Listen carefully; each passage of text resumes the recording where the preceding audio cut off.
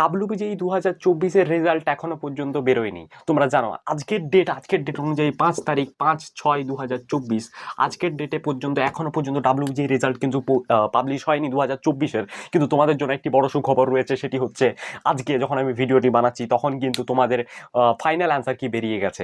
এই final answer কি বেরোনোর মানেটা কি তোমাদের কাছে আমি বলে দিচ্ছি। এই ফাইনাল অ্যান্সার কি বেরিয়ে গেল তার মানে এটাই যে সমস্ত কিছু প্রায় রেডি।